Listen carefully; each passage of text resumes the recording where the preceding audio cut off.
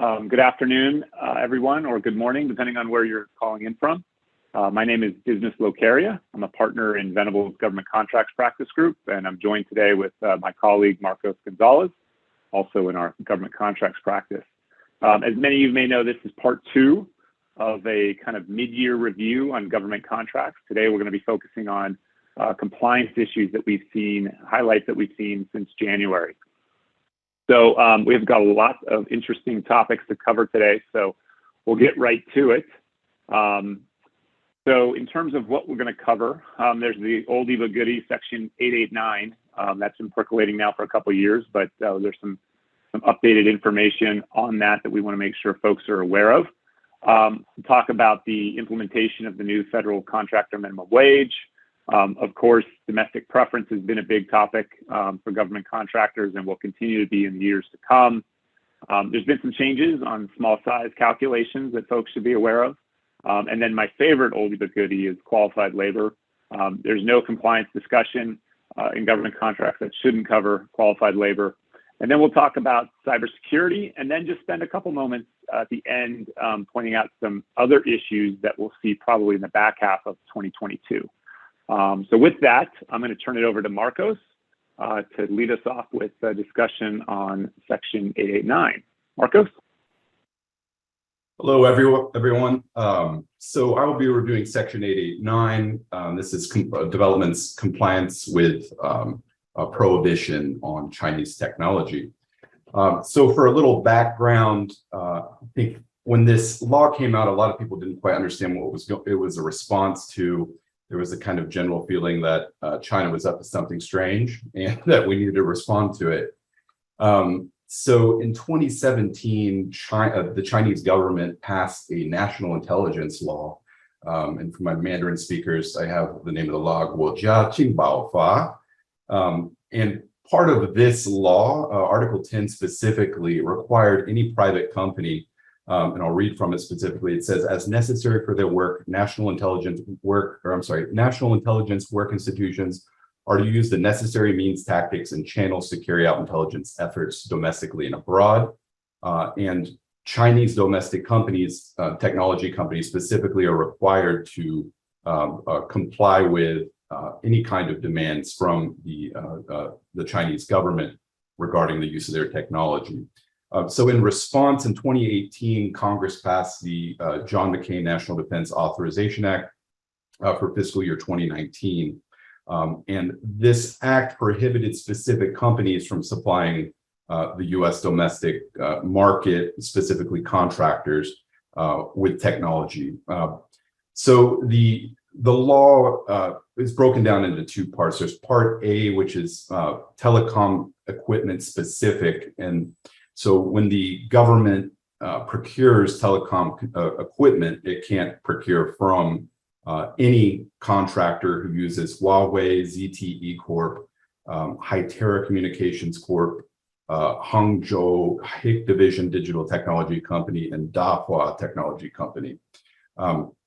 Part B was much broader, and any contractor at all, whether or not they're supplying telecom equipment or not, cannot provide any components or equipment that includes items produced by any of those companies. So as initial, when this regulation was implemented, there was a waiver that agencies could could waive the requirement to comply with this act. So Part A, the telecom specific waiver, expired in August 2021. And Part B expired in August 13, 2022 for DoD, but the Director of National Intelligence extended the waiver until September. So as it stands, the way the waiver works is that under FAR Part 52204-26, you're required to represent that you either will or will not provide prohibited equipment. And if you do provide prohibited equipment, then you will be reviewed for a potential waiver, depending on whether it's in the national security interests of the government. So that is expiring in September, and what contractors need to do is understand that the waiver doesn't apply anymore. So you'll have to, from now on, represent compliance, not non-compliance. And we recommend that you continually review existing and new vendors. Be sure that all your subs are complying and that you at least do your basic due diligence in reviewing the supply chain of the products you provide. Educate your procurement team and remove or replace non-compliant items. This should all be done before September, when you're going to be required to represent compliance. And then for companies that requested waivers, update your phase out plan. And that is at the end of next month.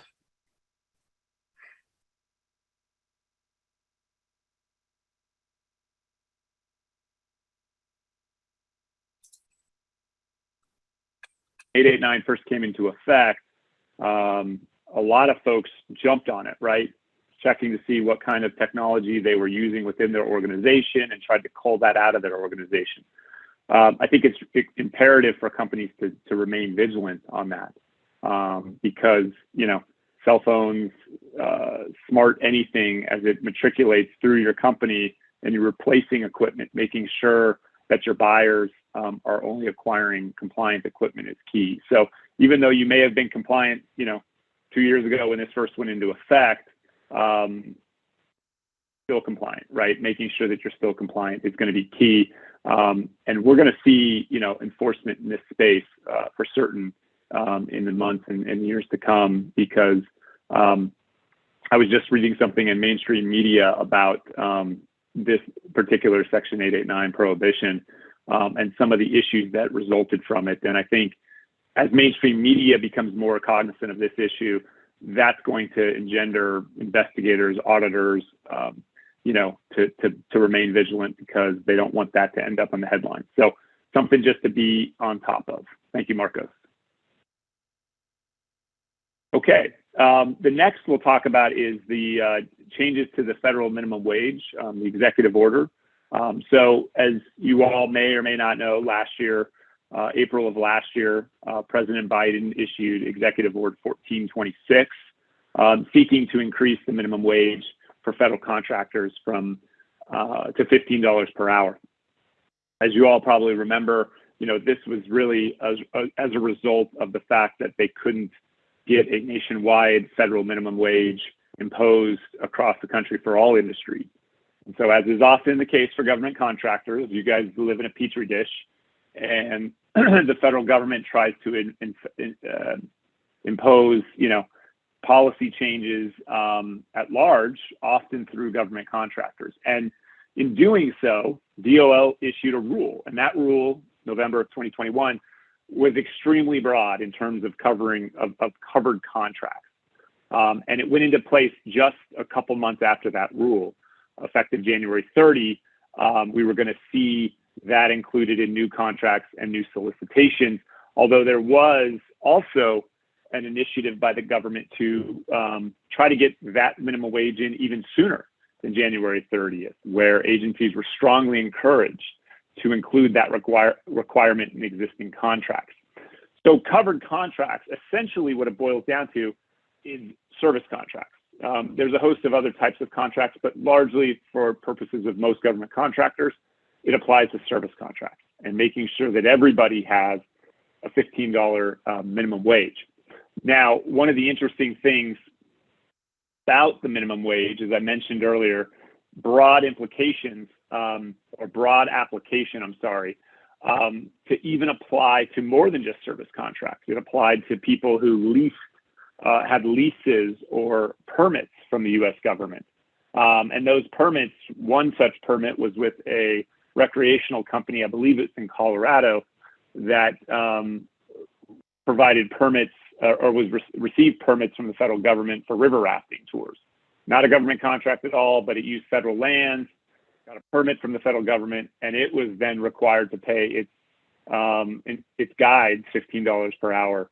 And they actually pushed back by filing a legal challenge, and they were successful. An injunction was issued, but it was a limited injunction. And I think it's important to note that that was limited to recreational users or permit users as opposed to government contractors at large.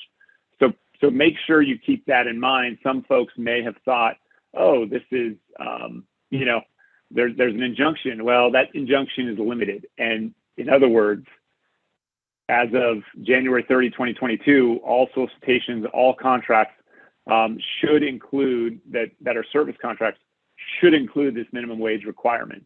And therefore, your obligation to comply with that is in place. Now, there's a lot of discussion about, okay, well, existing contracts, you know, renewals on existing contracts after January 30, they too should be including this executive order and the implementing clauses if it's a service contract.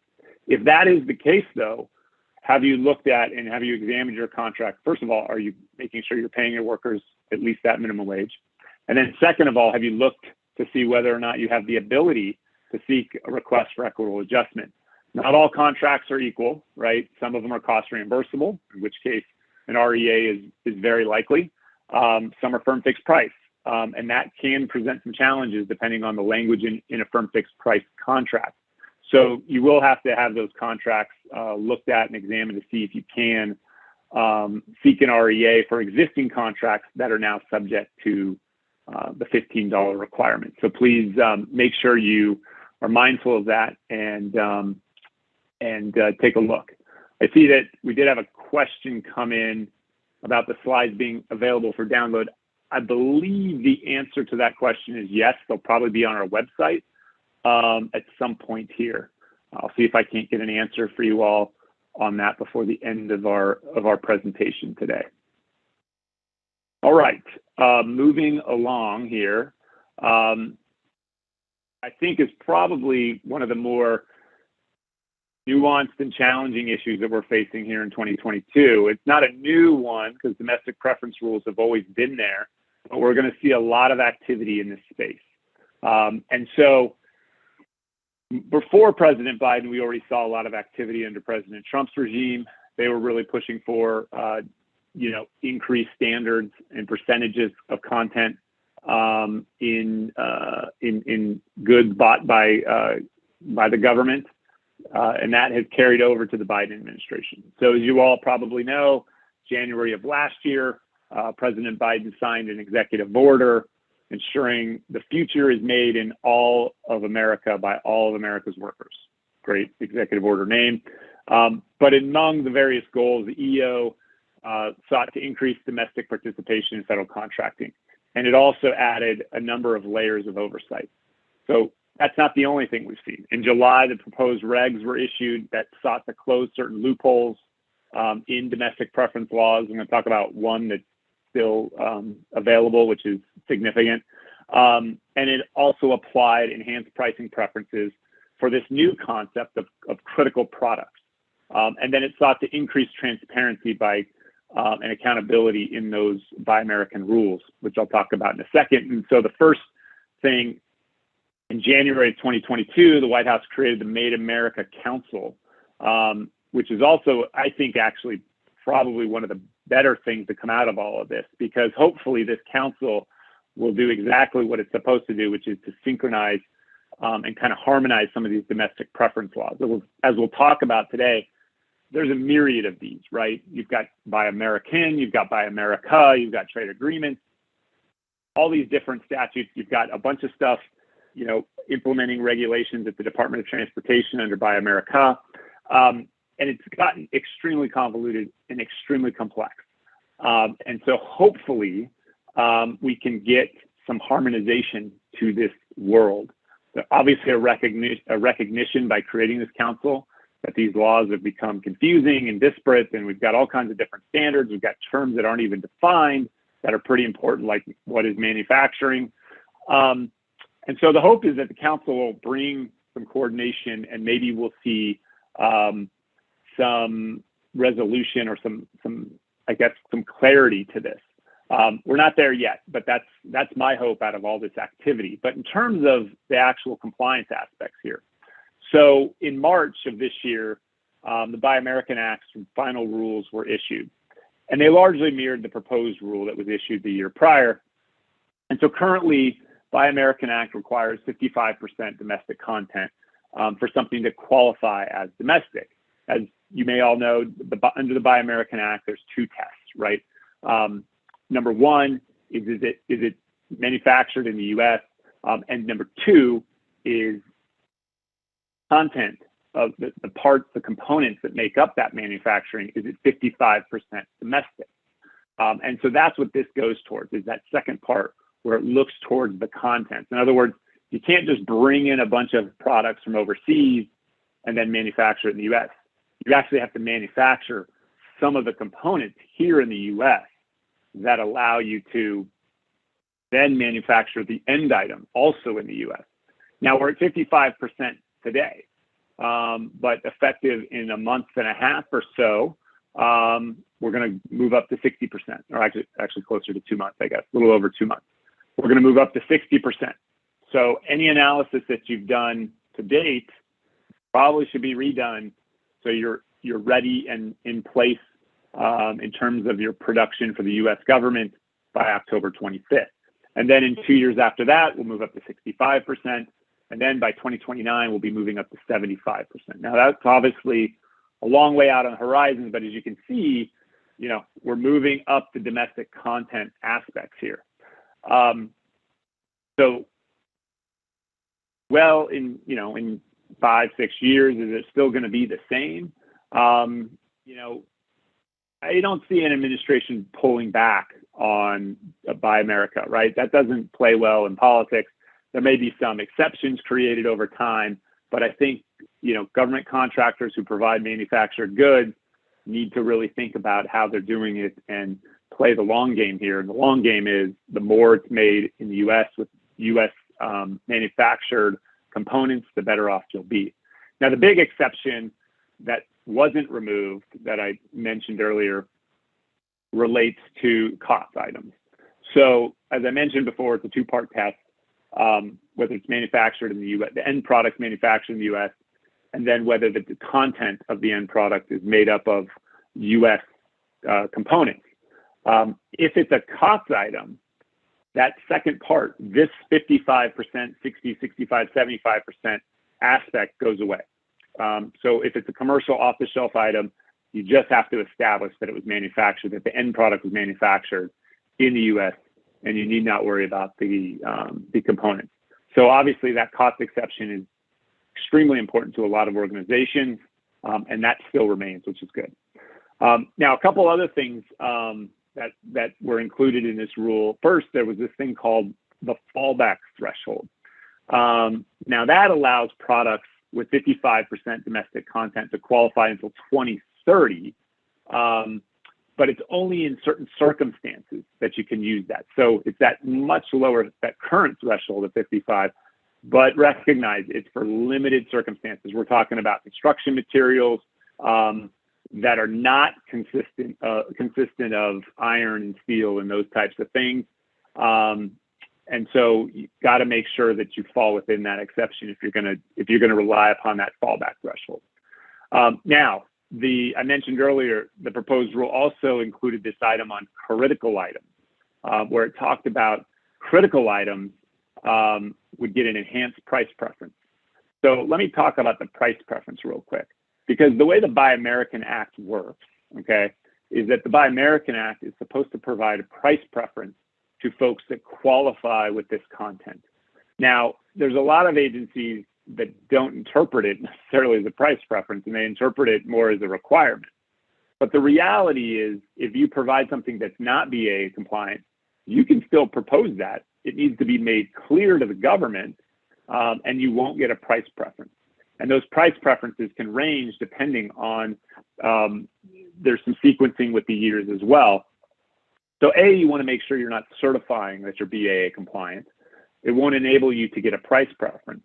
And then when you're dealing with the critical items, there's an even better price preference that organizations can get if they are BAA compliant. So not being BAA compliant is not the end of the world, just means you're going to have to compete for price. Pricing is going to be much more difficult to compete. But the one thing I also want to add to that is the fact that the Trade Agreements Act is still in effect. And so when it comes to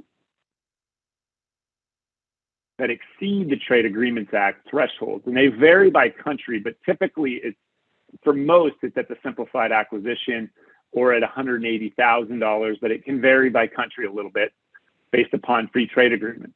But once you fall into the Trade Agreements Act for a procurement, that means that this BAA falls away, and it has to be what's called substantially transformed, either in the US or one of these countries that we have a trade agreements with. So that actually opens up a lot of opportunity and flexibility. Now, of course, I'll note that countries like China are not part of a trade agreement, so don't think that it's an out for China, but it is for a number of other countries. Okay, so let me take a quick look before I move on to the next slide about the Buy America. I see we have a question on minimum wage. Our federal grants, I'll hit that real quick. Federal grants are actually not covered by the minimum wage order, but cooperative agreements are. A little bit of a distinction to be aware of. Impact of Buy America on software as a service providers to get programming work done. So this is an age-old issue, is software as a service. Candidly, I don't have time to get into it right now, but it's a great question, and I'd be happy to answer and talk with you about it offline. That's a tough one, but a very good one to raise. And I think there's a question in here about whether it applies to manufactured goods. That is correct. It doesn't apply to services. And are they increasing the content percentage based on award of contract or on delivery date?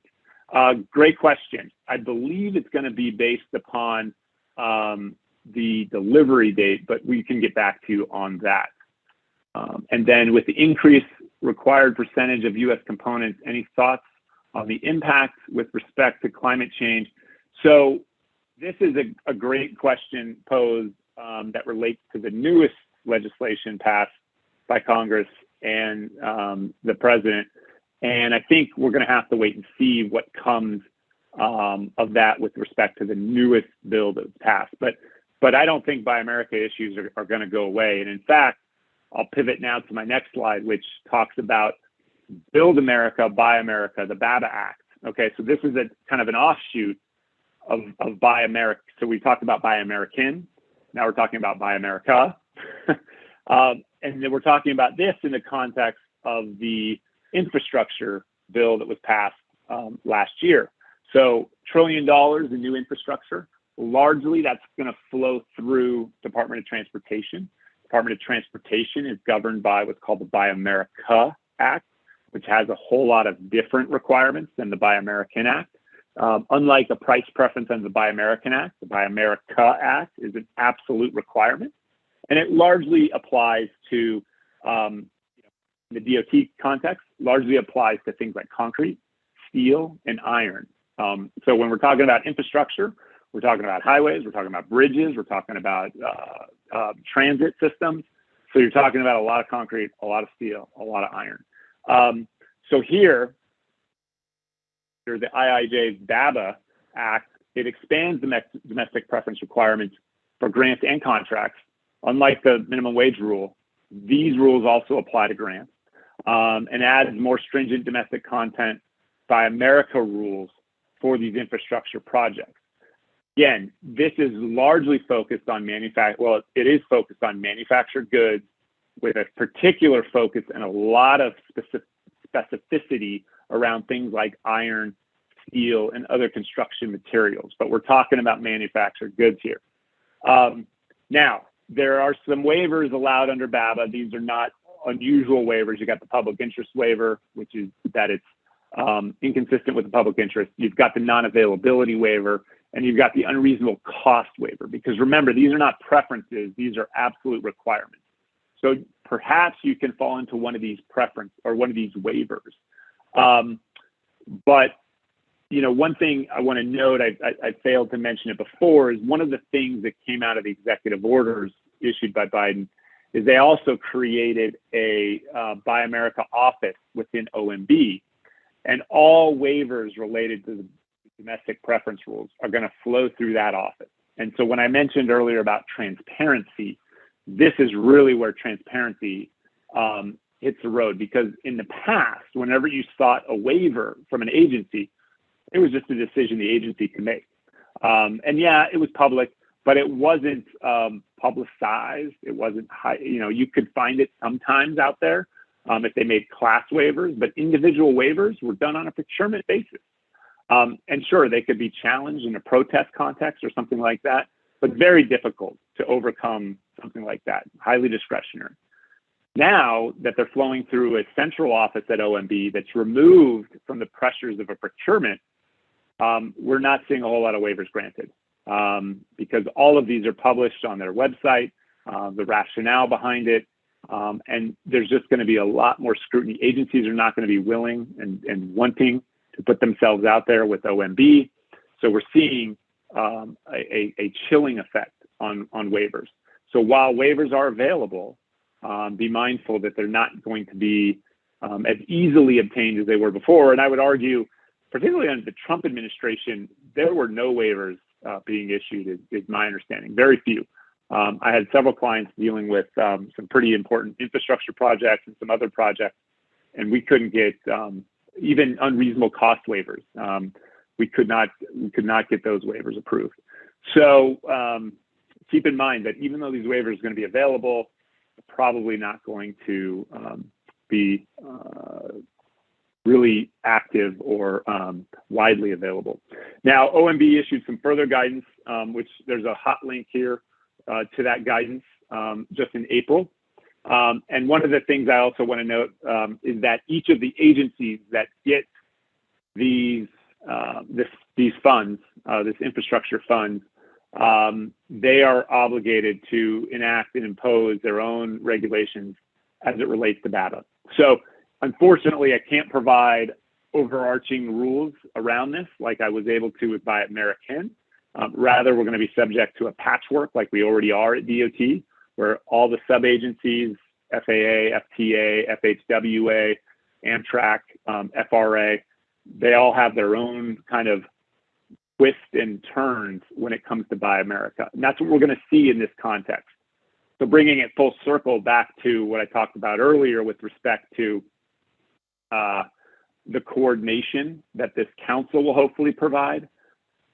Just in this 10 minutes I've been talking about this area alone, there is so much,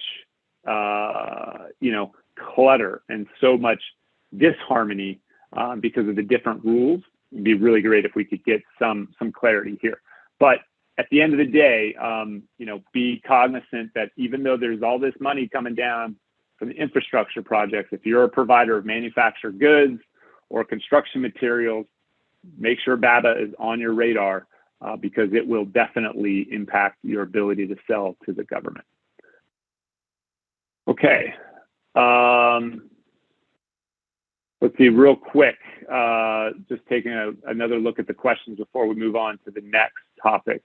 Given the impact of climate change, particularly increased drought conditions and drying up of natural water resources impacting multi-state regions, and any thoughts on the balancing act manufacturers must be facing with respect to operations, environmental guidance, guidelines, and costs that could affect competitiveness?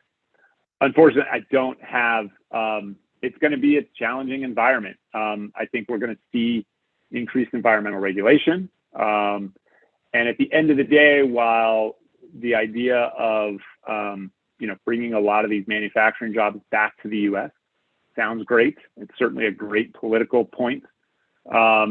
It's going to be more expensive for the taxpayer. I mean, the bottom line is it's more expensive to manufacture stuff here than it is in other countries. Now, granted, other countries might not have the same OSHA requirements, environmental regulations, pay requirements, things like that. So the government's making the cognizant decision to do that stuff domestically. Well, it's going to cost a little bit more.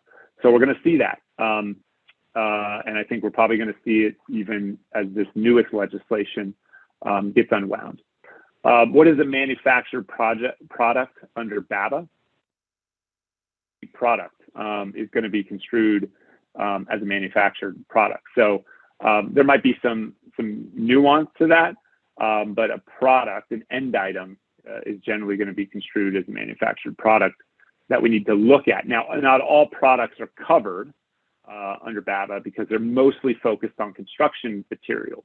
So there may be some wiggle room there. But any product is really a manufactured product. Even raw materials can be viewed as manufactured products.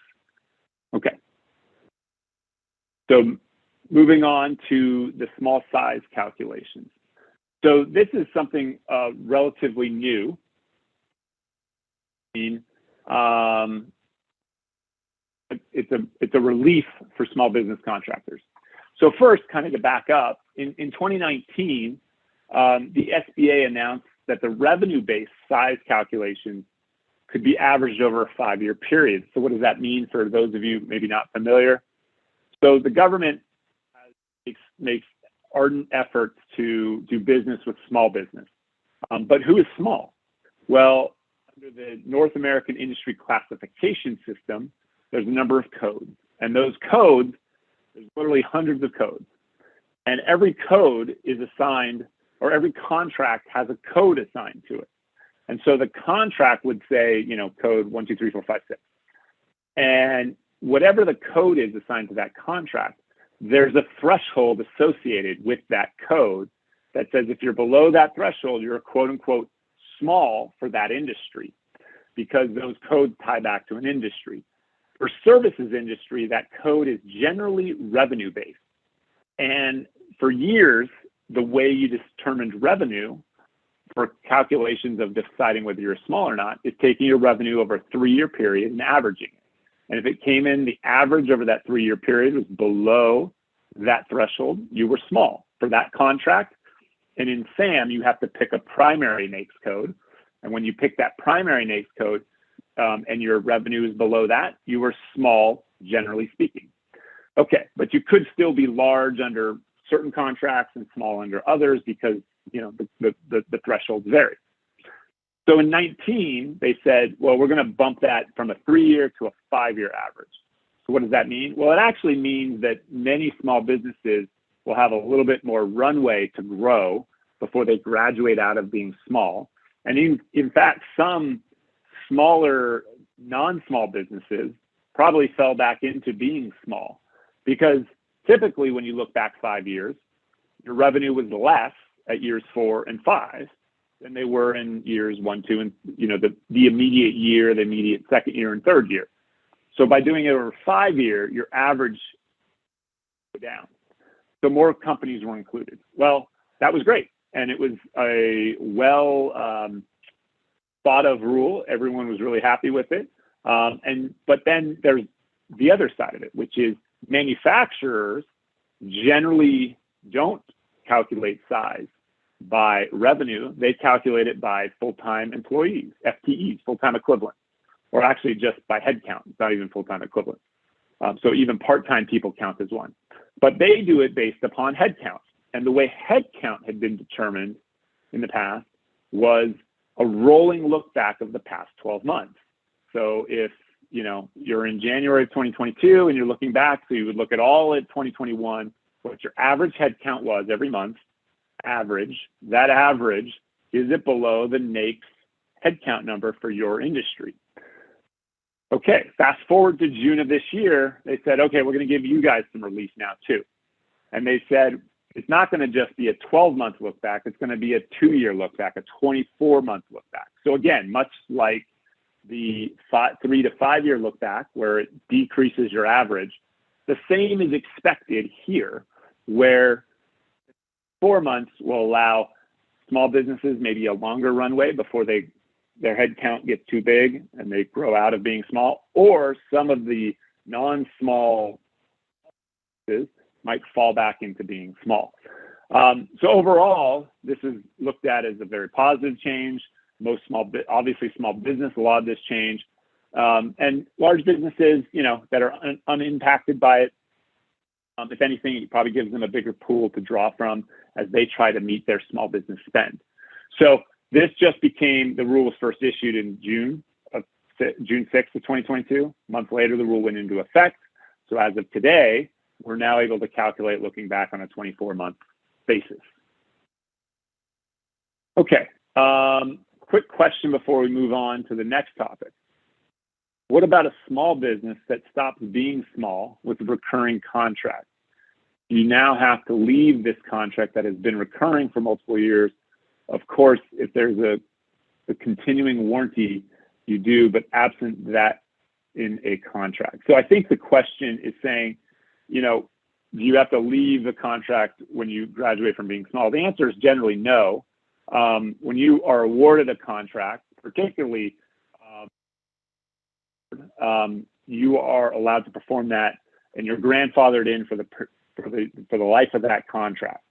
Now, there are a lot of different types of vehicles out there, lots of different IDIQs, lots of different GWACs and schedule contracts, and they all have some varying rules. But the general rule is this, is that if you grow organically, you're grandfathered in for the life of the contract, including the work thereunder. When you start growing inorganically, which is through acquisitions, then you may have to make certain notices, and you may be off-ramped from some vehicles, or you may not be able to receive orders under some vehicles, or you may just have to tell the government, provide them notice that you're no longer small, and they won't get credit for being small anymore. But there's a lot of different vehicles out there, and there's a lot of tricky rules around many of these. So definitely it's worthwhile having someone take a look at your specific contracts and giving you specific advice. But that's the general rules around that. Okay, on to our next topic, which is qualified labor. Like I said, this is my favorite oldie, but because compliance and qualified labor should never be forgotten. So with respect to qualified labor, what is that? Is my labor qualified, right? Well, the first thing is we're talking about service. We're not talking about manufacturing. We're talking about providing a service to the government where the labor needs to meet certain, what we call labor categories. Does your contract have labor categories? Okay. What are the qualifications for that labor category? Do you know what they are? Is it clear? You know, the reason I raise qualified labor as a compliance issue is that every year we see an uptick. We see more and more False Claims Act cases coming out of qualified labor issues. And when I review labor categories for clients, sometimes they are written in ways that are so convoluted, I cannot understand what the requirement actually is. You have to have this, and or you have to have that, and or this. But if you have this, then you have to have that. You should always make sure your labor categories, descriptions are short, discreet, clear. Keep it clean and keep it simple. Because the more you add to it, the more complicated it gets. So starting with those LCATs, right? Making sure you have clear and concise LCATs. Here's what they need for education. Here's what they need for experience. And here's a substitution table that allows you maybe to substitute education and experience, okay? Now, there's no need to tack on, well, John Smith has a PhD, so we'll write the labor category with a PhD. Is that really necessary? Just because John has one, what if you want to hire Sally Sue and she doesn't have one and you want to put her in the same spot, right? But she has 30 years of experience. Great, well, at least the substitution might help, but think critically about how you structure labor categories. Putting too many requirements in can be a challenge. Now, obviously, you need to have enough to justify the rates. And so if you have very high rates, then you're probably going to need to have more quals. But think about that. The other thing to think about is, you know, oftentimes, you know, clients want to give their employees raises, right? So they go from year 1 to year 2 to year 3, and they want to give them annual raises, annual increases. Are your labor categories structured in a way to where if someone moves up from position A to another year of seniority, that they can now move into position B? Or do you have, you know, you go from 1 year of experience to needing 5 years of experience? Well, you're not going to get an uptick in your revenue 4 more years, right? So that person who starts year 1, if you give them a raise year 2, year 3, year 4, and be able to increase the LCAT, the rate that you can charge to the government until they get to year 5 to that next LCAT. So make sure you structure your LCATs in a way that not only makes sense, but are easy for you to comply with, right? So oftentimes I look at folks at the LCATs and I say, okay, I don't understand what this says. Let's skinny this thing down to what matters. Also, your analyst 1, what happens when that person wants a raise after a year? So make sure you have an analyst 2 that has, here goes to 2 years of experience, 2 years goes to 3 years of experience. After that, maybe they become a different title and they go to 4 or 5 years of experience. So think about structuring in a way that makes sense for your business as well. Okay, so we got to talk about the LCATs and how those are structured for compliance. Now, the second part is making sure your team hires to them. Now, that sounds simple. Oh, right, yeah, we interview people and we take our LCATs and we get the resume and we look at it. Okay, I don't know how many resumes I've looked at that are just poorly written and incomplete. So they started a job here, there's no end date. They started a degree, they didn't say when they got the degree. They don't explain what they actually did, so you can't tell whether that experience qualifies. Make sure resumes are complete when you receive them, and make sure that the people reviewing, your HR team, is looking at the right LCAT requirements against those resumes. So making sure your workforce meets those qualifications, and then making sure you document it, right? Because audits love documentation, and without documentation, it becomes really difficult to prove to an auditor why something isn't in compliance. So if you change your LCAT, make sure you preserve your old one. People come in and you hire them based on a resume, keep a copy of the resume. Make sure that all that stuff is available somewhere. Okay, so then compliance. We've talked a little bit about that. But the other aspect is that, okay, so you have LCATs, but when you propose LCATs on a contract, a lot of times the government might have its own idea of the qualifications it wants on a contract. And you have to then do what's called mapping, okay? Where you have to take your LCATs, map those to the ones the government's proposing or presenting and wanting you to satisfy. Well, the bottom line is your LCATs need to meet or exceed the government's requirements. So if they're looking for a PM with 10 years and your PM1 has 8 years, then you got to have a PM2 that maps. Your PM2, let's say, has 11 years. Your PM2 would have to map to their PM, because you got to make sure that your people are going to meet the government requirements. And if your PM1 at 8 years isn't guaranteed to meet a 10-year PM, then a PM2 would have to be. So you got to make sure that your quals match up appropriately with the government's quals. So when you get audited, you can show that your people meet those quals. Okay. So the other thing is that, it's great that this is done internally a lot of times by the project people to figure out that mapping, but there's also an incentive they have to maximize revenue under a contract. And so it may not always make sense for your project management folks to do that mapping, because they're looking for the cheapest way.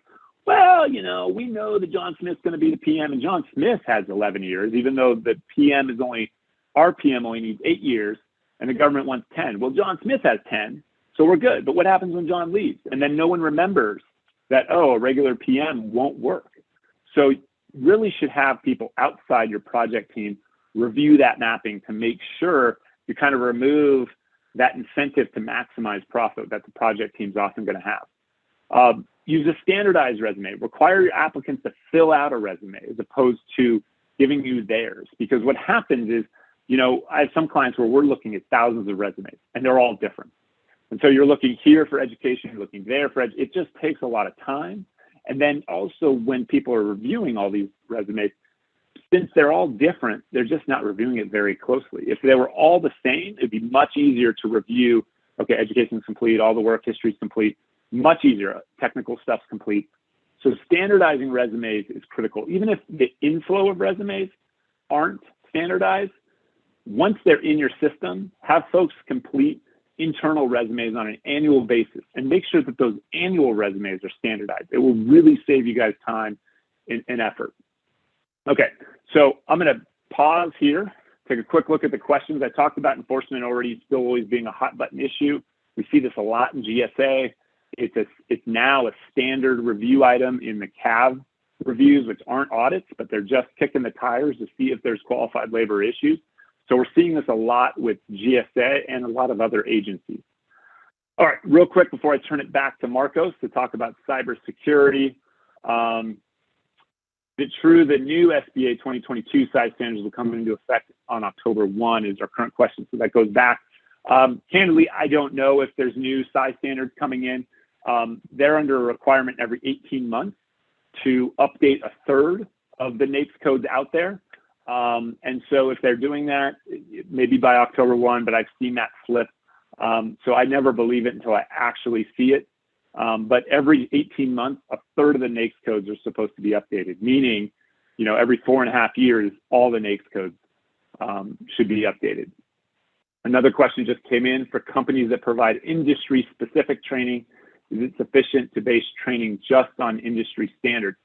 Look, your LCATs are your LCATs. You can do whatever you like with them. So you can base it on just industry training. You can base it on experience. Those are yours. Now, when you go to sell it to the government, they may want different things. And, who knows what they'll want. And when you respond to RFPs or RFQs, they may stipulate in there what it must be. So, from a marketing standpoint and from a contractual standpoint, the government can impose different terms. But as a starting point, yes, your LCATs can be whatever you want them to be. But obviously, you want enough coverage in those that you can reasonably meet government requirements. All right. With that, Marcos, I'll turn it back over to you on cybersecurity. Thank you, Diz. Okay, so we have new developments for CMMC, or Cybersecurity Maturity Model Certification. So just as background, CMMC, this framework is supposed to unify a bunch of disparate requirements found in various NIST guidances and the FAR. So as it currently stands, we have a DFARS clause, 252.204-7012, called Safeguarding Covered Defense Information and Cyber Incident Reporting.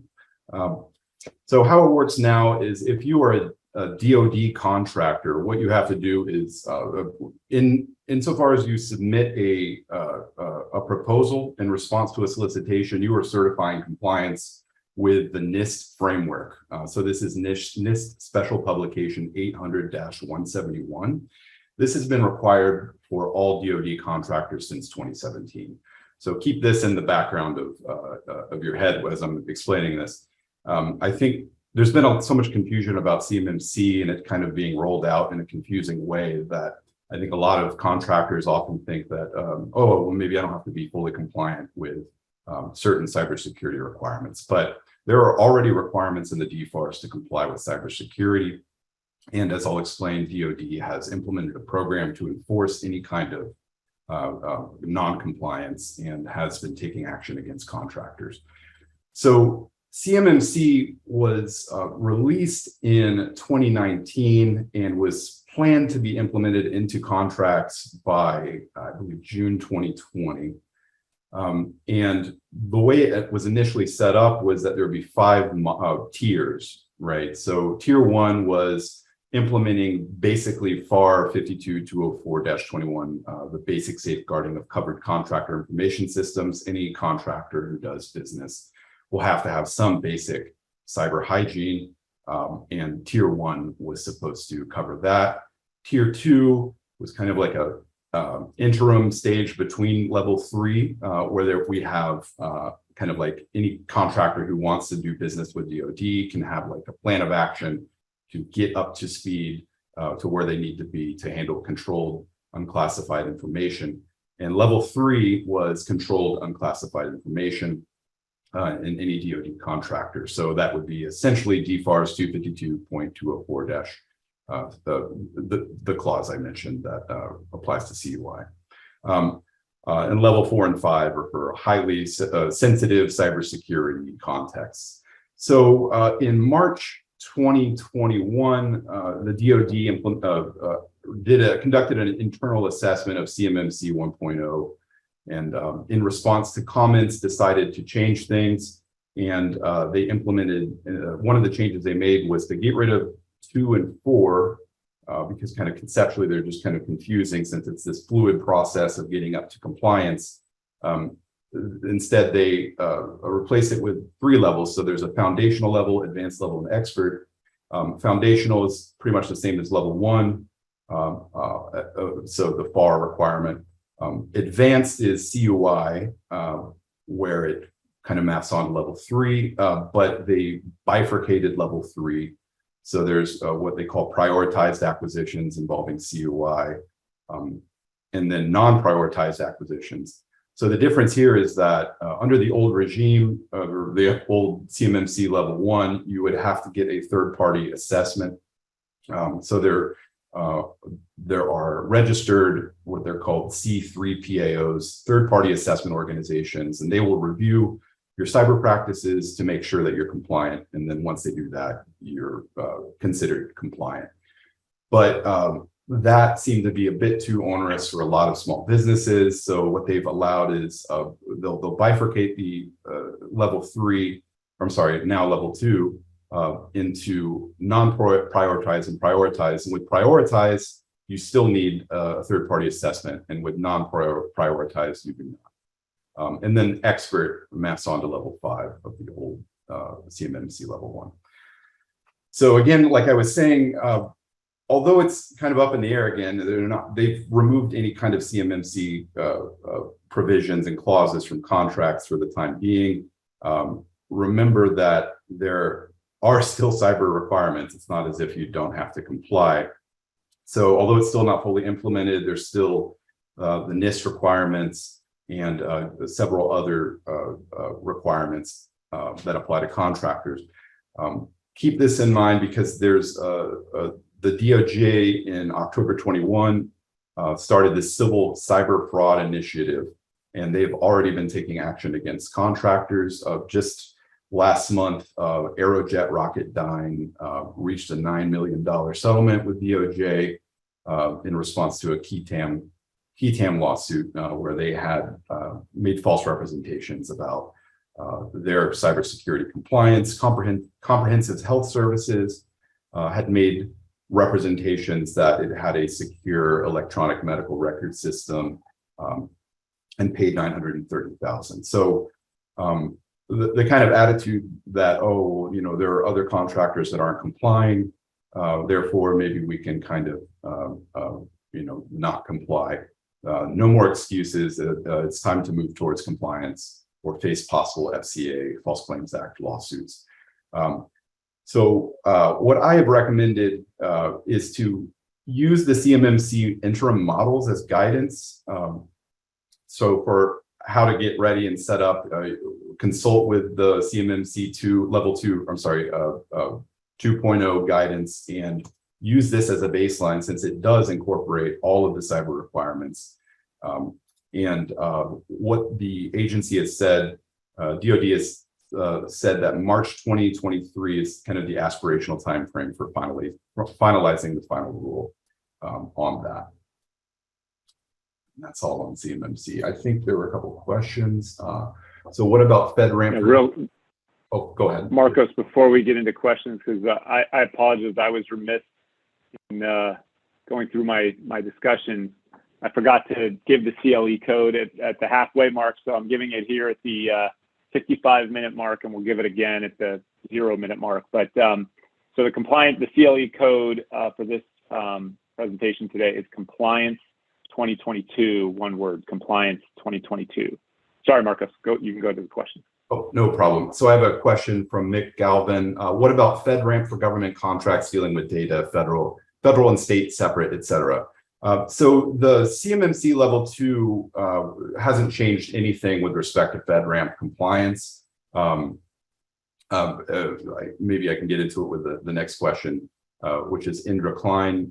He says, with respect to CMMC compliance, has there been any requirement change to cybersecurity coverage?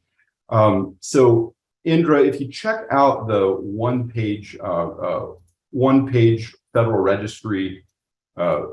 Register entry on this, and this is from, let's see here, November 17th, 2021. It's just one page. It has all of the changes.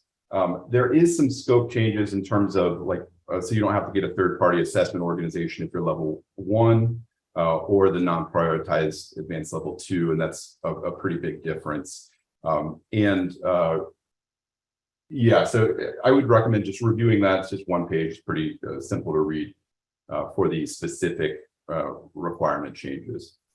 And it says here, let's see, think this is Indra again, CMMC compliance with regard to audits and system program testing. I don't understand this question. I think it's a follow-up to your last one, CMMC compliance with regard to audits and system program testing. Yeah, so the audits are changing. Like I was saying, you do a self audit now up to level 3, so long as you are what the agency determines to be non-prioritized acquisition. Diz, did you have anything to add to that? Right. No, I didn't. But looking at the time, we've got just a couple minutes left. So real quick, Marcos, I think you talked a little bit about what's ahead for CMMC, but anything further to add on that? Yeah. So the agency, the DoD, is not going to add any special clauses until it's fully implemented. They've said that they're going to wait until I guess March 2023. But it's been, I guess, discussed in the civilian context whether civilian agencies will implement something like CMMC, because they also have kind of disparate cyber requirements. And so in August 2021, DHS issued a special notice that they would release cyber hygiene clause requirements that kind of mirror CMMC. And GSA has already added CMMC-like requirements to the STARS 3 GWAC. So just be on notice that civilian agencies are beginning to implement CMMC or CMMC-like requirements. It won't just be DoD specific. And then one more question from Indra. Do you foresee any additional changes with regard to hybrid remote environments? I would have to speak with my government friends, but I haven't seen anything, and I maybe Diz can add something to that. Yeah, no, I mean, I think they've already anticipated that to a degree. So, whether you're at home or you're at work, I think the security requirements are already anticipated in terms of, authentication and those types of things. And then systems, oftentimes even working from home, you're not working from a system at home. You're tapping into your company system elsewhere, and tapping into that system already is going to have certain cybersecurity safeguards and requirements. All right, real quick, Marcos, I know that I'll let you just briefly touch on Davis-Bacon. Oh, yeah, one moment. Yes, so Davis-Bacon Act. So there was a notice of proposed rulemaking that comments were due on last month in regard to changes to the Davis-Bacon Act. So there haven't been changes to the Davis-Bacon Act in 40 years, and they have been looking at overhauling how they are going to determine the prevailing labor rate in specific localities. There are significant changes that are due out, and they're still reading comments on that, and that's going to be a huge overhaul. So keep that on your radar. Yeah, I think there were somewhere in the neighborhood north of 10,000 comments submitted on those Davis-Bacon changes. So definitely significant. Okay, real quick, I know we're at the top of the hour. 2 other items just to keep on your radar. You may have seen just recently a lot of press on the re-implementation of the non-displacement of service workers. So under the Obama administration, when a contract moved from company A to company B, the service workers from company A were given a first right of refusal to move to company B. So they were protected in that regard. Under the Trump administration, that rule was wiped away. That rule's coming back online soon under the Biden administration. So keep an eye out for that if you're a service contractor. And then also one of the other issues that we're seeing is a lot of agencies used to administer certain small business programs. For instance, the Veterans Affairs administered the Certified Veteran Enterprise Program, the CEV program. That's moving to SBA. We're going to see SBA taking charge of that program and doing the oversight. So there'll be new rules and whatnot related to that going into effect. So those are a couple of the things we see on the horizon, if those are relevant to you. And, looks like we had a good turnout today. So maybe we'll do another one of these after the turn of the year, if that's of interest. But I appreciate everyone's time this morning. Marcos, any parting thoughts? No, thank you all for attending, and feel free to reach out with any questions about CMMC or anything else. Thank you, everyone. Take care.